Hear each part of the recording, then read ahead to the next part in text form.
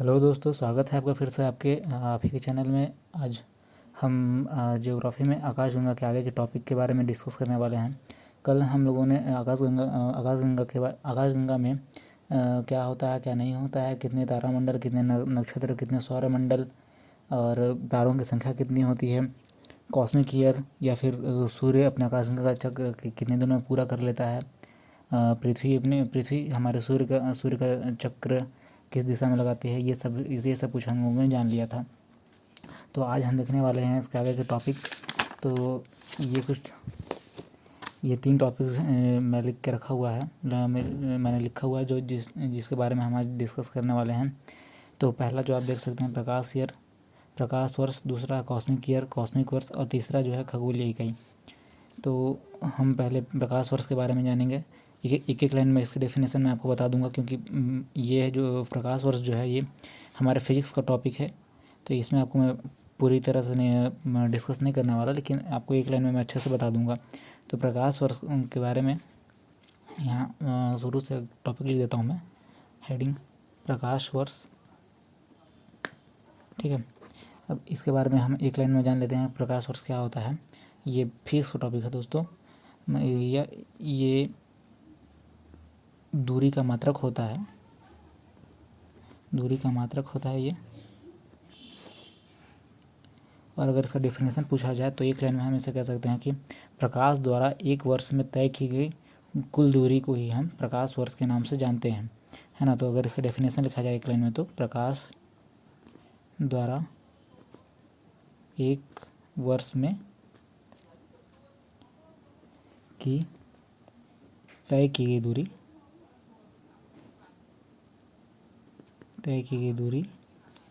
प्रकाश वर्ष कहलाती है। ठीक है, प्रकाश वर्ष कहलाती है।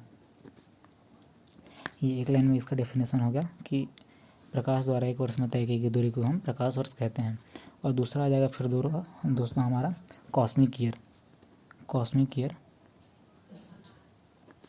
कॉस्मिक वर्ष। दोनों में वर्ष देखिए। तो कॉस्मिक वर्ष के बारे में हमने पिछली क्लास में हमने जानकारी दे दी थी कि कॉस्मिक ईयर क्या होता है।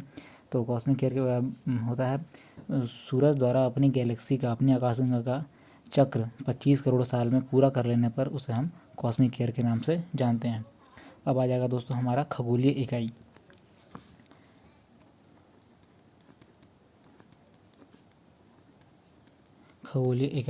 ठीक है, तो हमारा मेन टॉपिक जो है ये खगोलीय इकाई से ही शुरू होने वाला है। इसे इंग्लिश में कहते हैं दोस्तों astronomical unit, ASTR, astronomical unit. ठीक है, हमारा मेन टॉपिक जो है यहीं से स्टार्ट होने वाला है, एस्ट्रोनॉमिकल यूनिट। तो एस्ट्रोनॉमिकल यूनिट क्या होता है दोस्तों, इसे क्या कहते हैं? तो ये होती है, एक पहले मैं आपको ग्राफ बना के दिखा देता हूँ कि एस्ट्रोनॉमिकल यूनिट होता क्या है। ठीक है, तो ये दोस्तों दीर्घवृत्ताकार पाथ जिस पे हमारी पृथ्वी जो है सूर्य का चक्कर लगाती है, ये हमारी पृथ्वी, ये हमारा सूर्य, और ये यहाँ से जो पृथ्वी जो है लगाते हुए आगे बढ़ते हुए इस डायरेक्शन में यहाँ पहुँच गई है। ठीक है, ये हमारी पृथ्वी, ये सूर्य का चक्कर लगाते हुए इस दिशा में पहुँच गई है। तो खगोलीय इकाई क्या होता है? ठीक है, खगोलीय इकाई ये पृथ्वी और सूर्य से बीच की औसत दूरी को नापने की एक इकाई होती है, जिसे हम खगोलीय इकाई कहते हैं। तो इसकी औसत दूरी ये है, औसत दूरी खगोलीय इकाई की औसत दूरी क्या होती है? मतलब कि एवरेज डिस्टेंस, मतलब एवरेज है, कुछ एकदम एक्यूरेट नहीं है, पहले से बता दिया गया है कि ये एवरेज डिस्टेंस है। इंग्लिश में लिख दिया जाता है एवरेज डिस्टेंस। ठीक है, एवरेज डिस्टेंस, कंफ्यूज नहीं होना है। औसत दूरी, एवरेज डिस्टेंस। फिर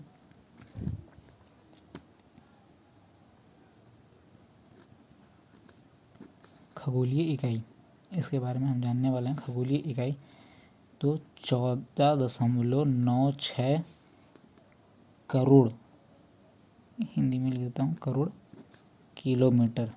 ठीक है, ये पृथ्वी और सूर्य के बीच की औसत दूरी है 14.996 करोड़, 14.96 करोड़ किलोमीटर। ठीक है, तो इसे एग्जैक्ट न लिख करके हम इसे कह सकते हैं 15 करोड़ किलोमीटर।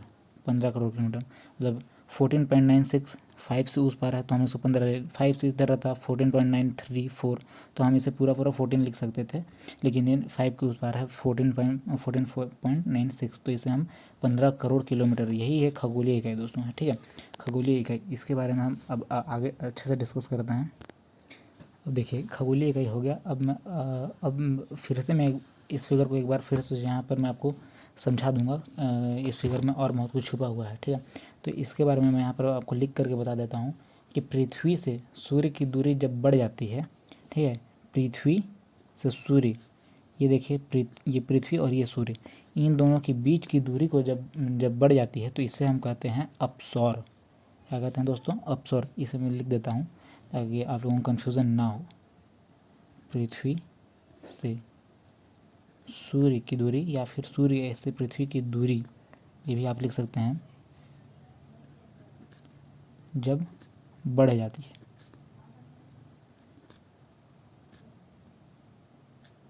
तो, ठीक है, पृथ्वी से सूर्य की दूरी जब बढ़ जाती है तो इसे अपसौर, तो हम इसे कहते हैं अपसौर कहते हैं। ठीक है, और जब पृथ्वी और सूर्य की दूरी कम हो जाती है, जैसे यहाँ पर आप देख सकते हैं पृथ्वी और सूर्य की दूरी जो कम हो गई है, तो इसे कम होने पर कहते हैं उपसौर। ठीक है, उपसौर कहते हैं। इसको याद रखने का मैं टेक्निक आप लोगों को बता दूंगा। ठीक है, इसमें इंग्लिश में भी लिख देता हूँ मैं, जैसे ये हो गया अपसौर, इसे इंग्लिश में हम कहते हैं, इंग्लिश में इसे कहते हैं एपीहेलियल। क्या कहते हैं? HIL,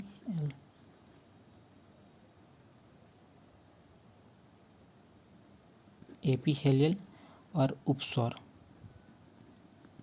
इसे हम इंग्लिश में कहते हैं पेरीहेलियल। ठीक है, PERIHELAIN, पेरीहेलियन इंग्लिश में से कहते हैं। अपसौर को इंग्लिश में कहते हैं एपीहेलियल, उपसौर को कहा जाता है पेरीहेलियल। अब इसको याद रखने का टेक्निक क्या है दोस्तों, पहले देखिएगा। ठीक है, उपसौर और अपसौर। अपसौर जो है पृथ्वी से सूर्य की दूरी जब बढ़ जाएगी, ठीक है, बढ़ जाएगी मतलब है बड़ा, तो इसको हम क्या कर देंगे? अपसौर। और इसी की वैल्यू अगर कम करनी होगी तो हम उसमें लगा देंगे उप। ठीक है, अगर किसी का भी वैल्यू कम करना होगा, जैसे चीफ मिनिस्टर का वैल्यू कम करना होगा तो हम उसमें क्या लगाएंगे? उप मुख्यमंत्री, उप प्रधानमंत्री, अध्यक्ष में लगा देंगे उपाध्यक्ष, मतलब उसकी वैल्यू कम करने के लिए हम उसमें लगा देते हैं उप। तो इसमें कम है तो इसमें लगा देंगे उप, हो जाएगा उपस्वर। अगर ये अधिक है तो इसमें हम लगा देंगे अप, ये हो जाएगा अपस्वर। तो ये कंडीशन कब कब आती है? ठीक है, अब यहाँ पर जो है बहुत ज़्यादा डाउट हो जाता है, बहुत लोगों को यहाँ पर बहुत ज़्यादा डाउट हो जाएगा कि लोग सोचते हैं कि हम पृथ्वी में रहते हैं और यहाँ सूर्य हमसे करीब है, तो जाहिर सी बात है अगर लोग सोचते हैं कि हम आग के पास होंगे तो हमें गर्मी ज़्यादा लगेगी, आग से हम दूर रहेंगे तो हमें गर्मी कम लगेगी, ठंड लगेगी, तो ऐसा हो जाता है, इसी में हो जाता है कन्फ्यूज़न। इस फिगर को हम यहाँ पर एक बार और बना लेते हैं। ठीक है, ये हो जाएगा दीर्घ वृत्ताकार पथ, दीर्घ वृत्ताकार हो गया ये पथ। ये हमारा हो गया सूरज, सूरज चाचा। ये हमारी हो गई पृथ्वी, पृथ्वी को बनाते हैं ब्लू पेन से। ये हमारी होगी पृथ्वी, धरती माँ, ये हमारी धरती माँ हो गई। और ये जो है चक्र लगाते लगाते लगाते हुए, चक्र लगाते हुए यहाँ पहुँच गई। ठीक है, ये है सूर्य, ये पृथ्वी, जो चक्र लगाते हुए यहाँ पहुँच गई। तो काफ़ी ज़्यादा यहाँ कन्फ्यूज़न होता है दोस्तों कि अगर हम आग से, सूर्य से दूर हैं तो जाहिर सी बात है हमें यहाँ पर ठंड लगेगी, और हम सूर्य के पास हैं तो यहाँ पर हमें गर्मी ज़्यादा लगनी चाहिए, ऐसा बहुत लोग सोचते हैं। लेकिन ऐसा बिल्कुल नहीं होता है। क्यों? ऐसा क्यों नहीं होता है? सवाल ये बहुत ज़्यादा सवाल, क्रिटिकल सवाल है कि ऐसा क्यों नहीं होता है। आग के पास होने पर हमें गर्मी क्यों लगती है, दूर होने पर गर्मी क्यों लगती है? तो ये जो कंडीशन होती है ना दोस्तों, ये आती है अलग अलग डेट में। जैसे यहाँ हमें गर्मी पड़ती है, ठीक है, यहाँ पर हमें ज़्यादा गर्मी पड़ती है, तो ये कब आता है, ये आता है तो 4 जुलाई, इसमें हमको गर्मी भी लगती है। 4 जुलाई इस कंडीशन पे हमको लगती है गर्मी। और ये यहाँ पर ये आ जाता है 3 जनवरी, ये कंडीशन 3 जनवरी को आ जाता है, यहाँ पर हम जो है हमें ठंडी लगती है। अब सवाल उठता है कि ऐसा क्यों, ठीक है, तो ऐसा भी, इसको भी मैं आपको बताने वाला हूँ कि ऐसा क्यों होता है। तो ये डिपेंड करता है दोस्तों पृथ्वी की झुकाव पर, ठीक है। हमारी पृथ्वी जो है अपने अक्ष से 22.5 डिग्री के डिस्टेंस में झुकी हुई है। एक लाइन जो है मैं आपको बताना भूल गया था, जहाँ पर मैं बता देता हूँ। ये जो पृथ्वी सूर्य है ना, पृथ्वी और सूर्य के बीच एक काल्पनिक रेखा खींची होती है, ठीक है, एक काल्पनिक रेखा खींची हुई है। पृथ्वी और सूर्य के बीच से एक काल्पनिक रेखा खींची हुई है, जिसे हम कहते हैं एपिसाइड लाइन। क्या कहते हैं दोस्तों इसको, एपिसाइड लाइन। यहाँ पर मैं बाहर लिख देता हूँ, अच्छे से समझ आएगा आपको। इंग्लिश में भी इसे एपिसाइड ही कहते हैं, एपिसाइड लाइन, ठीक है। एपिसाइड लाइन ये सूर्य से पृथ्वी के बीच में, मतलब इससे दीर्घवृत्ताकार पथ के बीच में जो लाइन खींची होती है, इसे कहते हैं एपिसाइड लाइन। अब हम आ जाते हैं यहाँ पे। तो यहाँ पर मैं आपको बता रहा था कि पृथ्वी अपने अक्ष से जो है 22.5 डिग्री के एंगल पे झुकी हुई है, ठीक है। तो यही कारण है कि हमें जो है दूर जाने पर गर्मी लगती है और पास रहने पर हमें वहाँ ठंड का महसूस होता है। अब यहाँ पर एक फिगर मैं आपको फिर से बना के दिखा देता हूँ कि ये है दीर्घवृत्ताकार पथ। ये थोड़ा बड़ा बना दे रहा हूँ। दीर्घवृत्ताकार पथ हो गया, ये हमारी होगी पृथ्वी, हमारी ये पृथ्वी यहाँ जो चक्र लगाते हुए यहाँ पहुँच गई है। उसके बाद ये हमारा आगे सूर्य, ठीक है। ये दीर्घवृत्ताकार पथ पे जो है चक्र करते हुए, सूर्य का चक्कर लगाते हुए पृथ्वी यहाँ पहुँच गई। अब मैं आपको क्या बता रहा था दोस्तों कि हमारी पृथ्वी जो है अपने अक्ष पर से ये 22.5 डिग्री झुकी हुई है। यहाँ लिख दे रहा हूँ,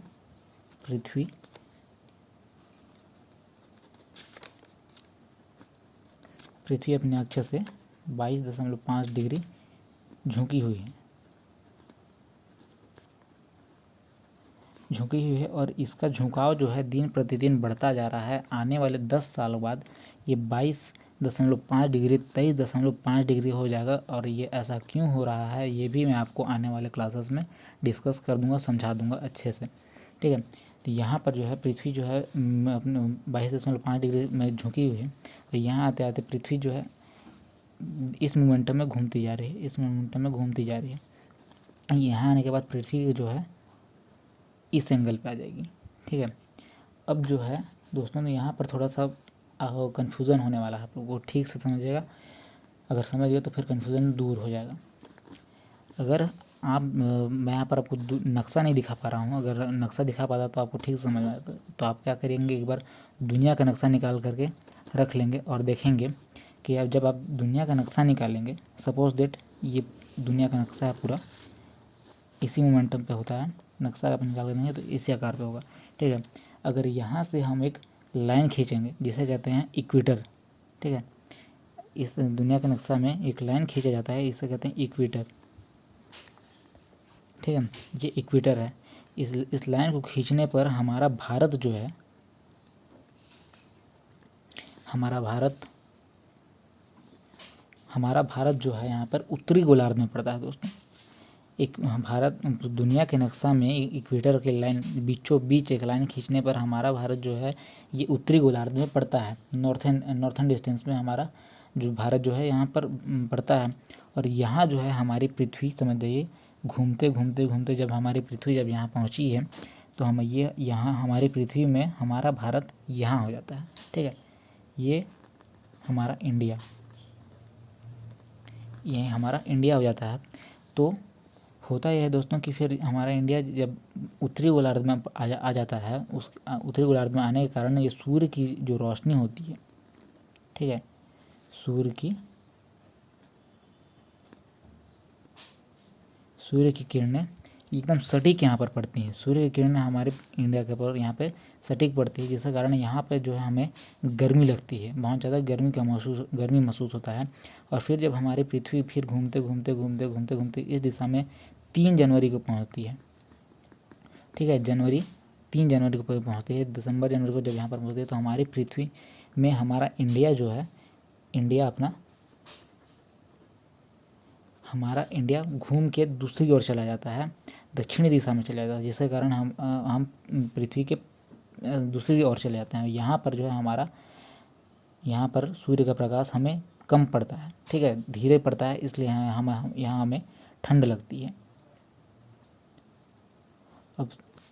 अब ये तो हमें पता चला कि हमको यहाँ पर ठंड का महसूस होता है, हमको यहाँ पर गर्मी का महसूस होता है। यहाँ पे मैं लिख देता हूँ, डेट भी लिख देता हूँ, 3 जनवरी, ये आ गया ठंडी, ठीक है। और यहाँ पे आ गया कितना बताया था बोलूँगा मैं दोस्तों, 4 जुलाई शायद, है ना, 4 जुलाई ये यहाँ पे गर्मी का अभाव, गर्मी हमें महसूस होगी।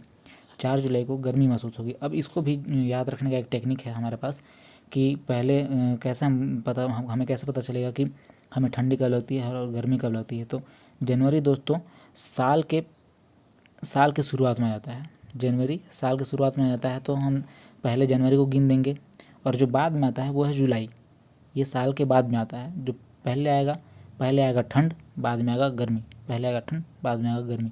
तो 3 जनवरी को ठंडी पड़ती है, 4 जुलाई को पड़ती है भारी मात्रा में गर्मी।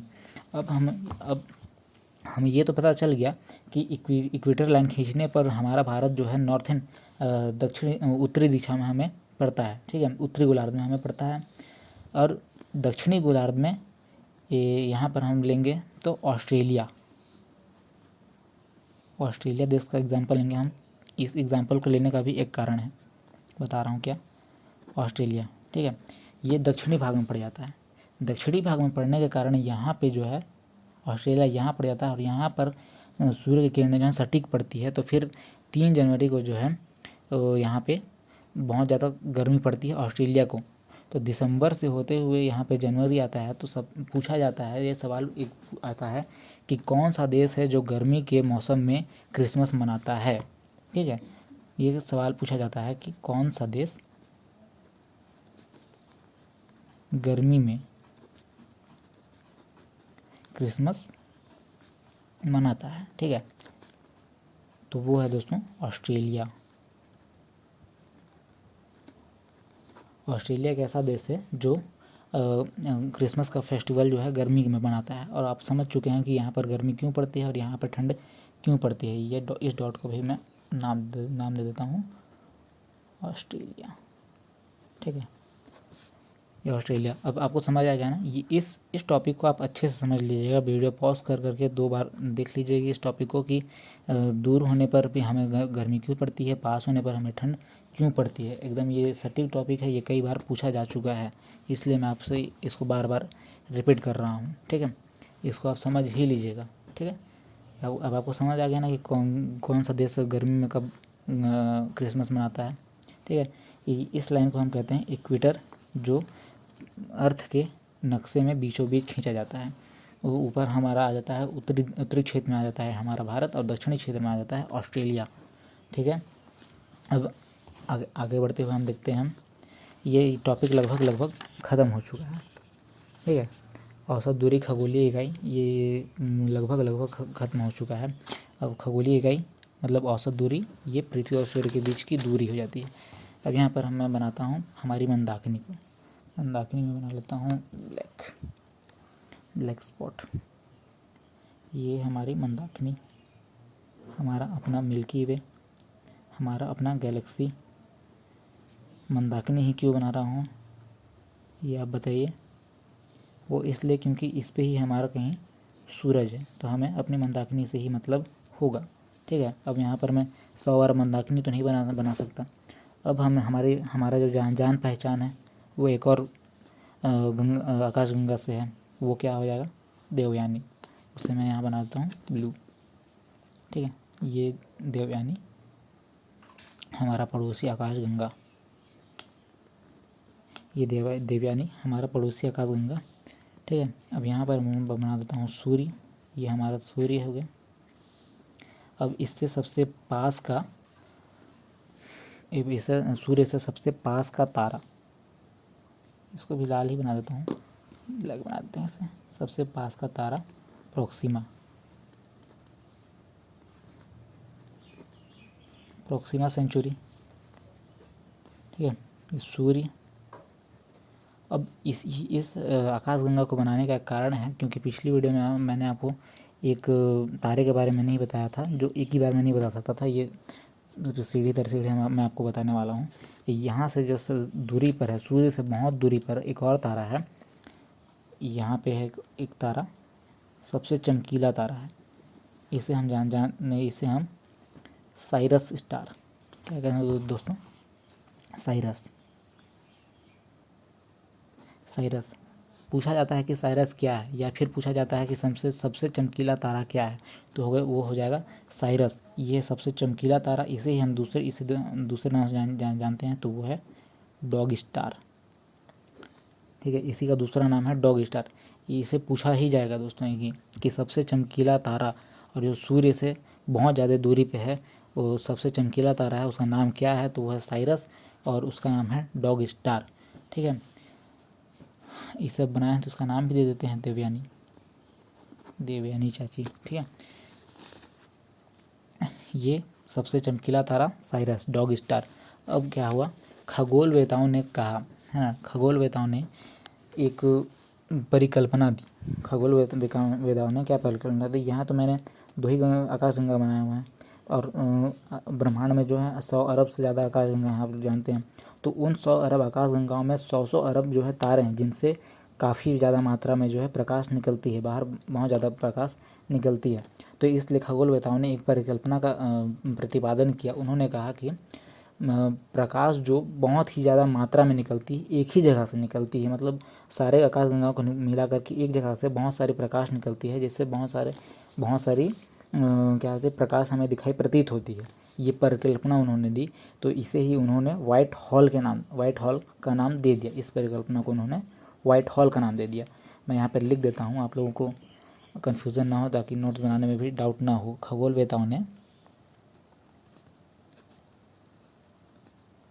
खगोलवेताओं के अनुसार, शॉर्ट में लिख दे रहा हूँ मैं, आप अच्छे से लिख लीजिएगा। खगोलवेताओं के अनुसार प्रकाश जो एक जगह से निकलती है या एक जगह से निकल रही है, ठीक है, निकल रही है और अधिक मात्रा में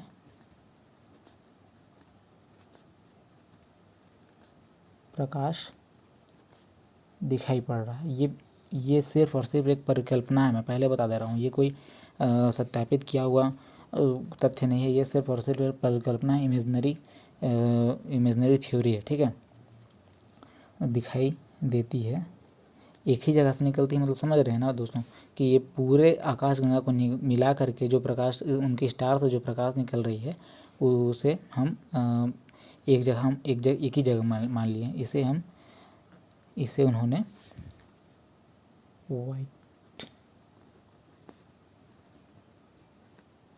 व्हाइट हॉल का नाम दे दिया, ठीक है। वो जो ब्लैक होल था ना, वही वाला व्हाइट हॉल है ये। तो ब्लैक होल और वाइट होल, इन दोनों में बहुत ही ज़्यादा मात्रा में मतलब डिफरेंस है। इन दोनों को कभी एक साथ कंपेयर नहीं करना है। इसको मैं लिख दे रहा हूँ अच्छे से कि ये परिकल्पना है, ये एक परिकल्पना मात्र ही है। इसे बहुत ज़्यादा सीरियसली लेने की ज़रूरत नहीं है। ये खगोलवेताओं ने साफ साफ स्पष्ट कर दिया है कि ये परिकल्पना है कि प्रकाश जो एक ही जगह से निकलती है, बहुत ज़्यादा मात्रा में निकलती है। इसे उन्होंने व्हाइट हॉल का नाम दे दिया। अब क्या कि आप ब्लैक होल और वाइट होल में बिल्कुल कंफ्यूज नहीं होंगे, क्या कि ब्लैक होल जो है वो एक बहुत ही ज़्यादा घनत्व, बहुत ज़्यादा डेंसिटी का अत्याचार करने वाला मरा हुआ तारा है, जो जो ब्रह्मांड में आज भी घूम रहा है, आकाशगंगा में कहीं ना कहीं घूम रहा है। और ये वाइट होल जो है, ये सिर्फ एक परिकल्पना है, ठीक है दोस्तों। आज की इस वीडियो में इतना ही होगा। ये छोटा सा टॉपिक ही था खगोलीय इकाई के ऊपर, जो मैं आपको लगभग सरल शब्दों में समझाने का प्रयास कर चुका हूँ। इस टॉपिक में सबसे ज़्यादा इम्पोर्टेंट जो है, ये आप देख लेंगे कि सूर्य से पृथ्वी की दूरी अधिक होने पर भी हमें गर्मी क्यों लगती है, पास होने पर ठंड क्यों लगती है, ठीक है, पास होने पर गर्मी क्यों लगती है, दूर होने पर ठंड लगती है, ये सब आप समझ लीजिएगा। पृथ्वी अपने अक्ष से कितने डिग्री पे झुकी हुई है, ये 22.5 डिग्री। ये आने वाले वक्त में बढ़ने वाला है, ये मैं आपको बता दूंगा। ये खगोलीय औसत दूरी क्या होती है, खगोलीय इकाई की औसत दूरी क्या होती है, ये आप याद कर लीजिएगा। एपी साइड लाइन किसे कहते हैं, याद देख लीजिएगा। और कब गर्मी पड़ती है, कब ठंड पड़ती है, किस डेट में, ये भी हम जान लिए। ठीक है दोस्तों, अगर आपको कोई भी डाउट हो तो ये आप कमेंट बॉक्स में हम पूछ सकते हैं। ओके, ठीक है, थैंक यू दोस्तों, जय हिंद।